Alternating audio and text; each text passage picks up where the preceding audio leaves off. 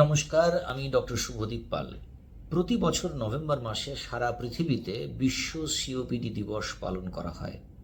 আমাদের দেশে অসংক্রামক ব্যাধির মধ্যে মৃত্যুর একটা বড় কারণ সিওপিডি। আমরা জানি সিওপিডি হচ্ছে এমন একটি অসুখ যেখানে বিভিন্ন কারণবশত আমাদের ফুসফুসের সংকোচনশীলতা নষ্ট হয়ে যায়। কিন্তু ব্যাপারটা শুধু ফুসফুসেই থেমে থাকে না, এটি একটি তীব্র ব্যাধি যেটা ক্রমশ ফুসফুসকেও নষ্ট করে, লাং ফেলিয়ারের দিকে ঠেলে দেয় এবং ফুসফুসের বাইরে শরীরের বিভিন্ন প্রত্যঙ্গের ক্ষতি করে। সিওপিডি থেকে হার্টের ব্যাধি, ডায়াবেটিস, অস্টিওপোরোসিস ইত্যাদি নানা ব্যাধি হয়ে থাকে বলে আমরা জানি।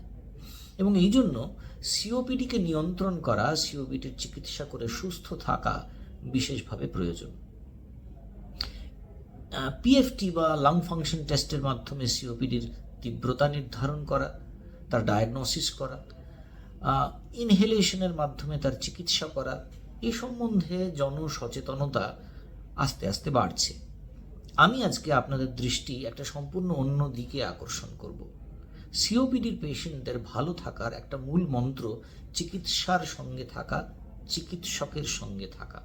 সুতরাং কারো যদি সিওপিডি থাকে বা সিওপিডিতে কেউ যদি আক্রান্ত হন, এরকম কাউকে চেনেন, তাহলে তার জন্য চিকিৎসায় ওষুধ, পরীক্ষা নিরীক্ষা এর সঙ্গে সমান গুরুত্ব হলো ডাক্তারের সঙ্গে সম্পর্ক রক্ষা করে চলা, যোগাযোগ রক্ষা করে চলা।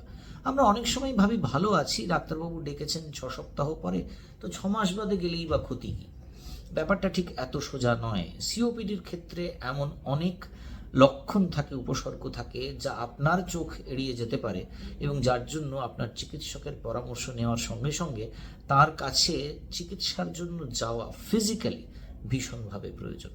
সুতরাং সিওপিডি প্রতিহত করুন, চিকিৎসা সঠিকভাবে করুন, চিকিৎসার নিয়ম সঠিকভাবে পালন করুন এবং সবচেয়ে গুরুত্বপূর্ণ, আপনার চিকিৎসকের বা স্বাস্থ্যকর্মীর সঙ্গে থাকুন।